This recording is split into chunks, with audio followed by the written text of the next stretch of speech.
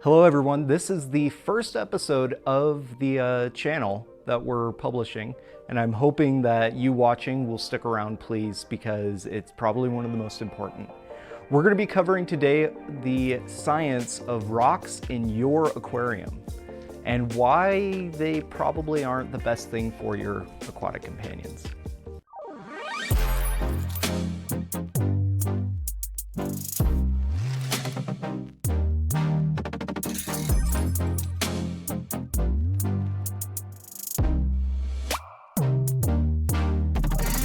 My name is Chris, I'm an aquatic zoologist, and I absolutely love what we can do with our tanks to make them the best habitats for our fishy friends. I love all types of animals, whether it be in a lake or in a river or in the ocean or a stream. I also know a lot about rocks. I went to college for my undergrad in geology, and so I know a lot about geologic processing, geologic time, and geochemical attributes that can affect waterways and your aquarium at home. I've taken a lot of time and research on this video, and so I hope that you guys stick around to be a part of it with me. But first, I want you guys to look at this photo of around 100 rocks. How many of them do you think are going to be aquarium safe according to what you would go out and go buy or what you would read online? You could go ahead and pause it right now, and I'll wait.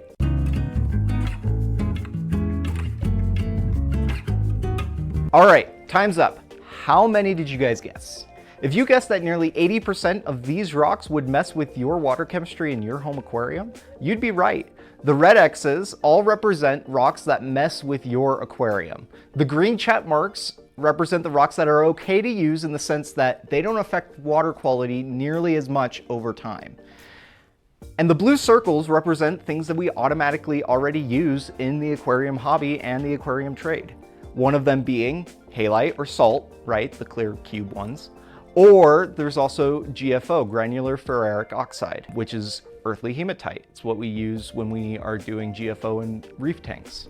Rocks just aren't some inert object within our aquariums. They're foundational components that contribute to the overall health and aesthetic to our aquatic ecosystems. But have you ever stopped to wonder why selecting the right rocks is important? Aquarium safety goes beyond the basics of tank maintenance. It's about ensuring every element within your tank is conducive to the well-being of your aquatic life and its properties. What exactly makes a rock aquarium safe? It all boils down to the understanding of potential risks associated with unsafe rocks. Rocks that leach harmful chemicals or alter water chemistry can spell disaster for your fish and plants. Identifying these rocks takes a keen eye and knowledge of geological properties. Factors such as composition, texture, orogenesis all play crucial in determining whether a rock is suitable for your aquarium. Now, this is just the intro. We're not going to get into that immediately. We will, but I wanted to give you guys a good understanding about what this series is going to be about and what we need to do. My goal is by the end of all of this is so that you can go out in the field on your own and find your own rocks and make something beautiful out of them in your own homes.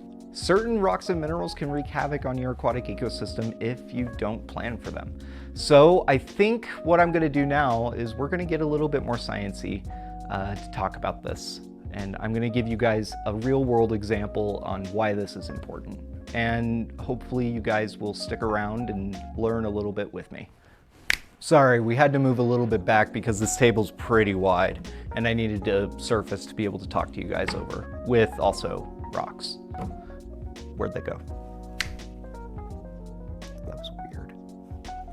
So we are going to deep dive into all kinds of things that have to do with rocks in your aquarium and how to find them and where to find them near you.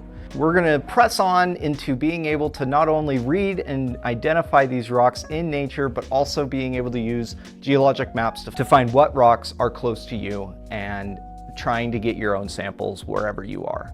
We're going to cover everything from igneous rocks all the way to this tiny little horn shell fossil that came from about 150 million years ago. All of that is going to happen, and we hope that you're excited for it, because I sure am. And I also wanted just to shout out Cory from Aquarium Co-op. He's the one who actually told me that I should actually make this video and this series. And so that way you guys can actually go out and find your own rocks and do your own things. Some of the things that we're gonna cover while we're here is a couple tests and tools that you are going to need if you wanna go and collect your own. I'm gonna give you guys a little bit of a taste of what you can expect in the next coming weeks in our series about aquarium rocks and why it's important. All right, so in front of me, I have 5 different minerals, all that could be found in nature pretty regularly, depending on where you live, and all of which look pretty similar to each other. One of them could be mistaken for the other very regularly. And so, which one are you going to put in your aquarium? Well, there's one that's really bad for it. That's fluorite. Fluorite's used in iron manufacturing. There's another one that you already use in your aquarium. Well, that's halite or rock salt. It tastes really salty. That's gypsum, which is another type of salt that I wouldn't recommend putting in your aquarium because it's very soluble. That's calcium carbonate, and there's the one that doesn't dissolve basically at all, and it's quartz. I hope you guys have really enjoyed what we did here today, and I really honestly hope that you will stick around for the next parts of this series. It's not obviously going to be all-knowing and all-knowledgeable, but again, the end goal is for you guys to be able to go out and find rocks yourselves and be able to use them in your home aquariums. Next time, we're going to be talking and deep diving into what exact water chemistry is affected by rocks and why. Why do rocks dissolve? Exactly. And so what we're going to do is we're going to break out a couple rocks and we're going to show you exactly how. Until next time.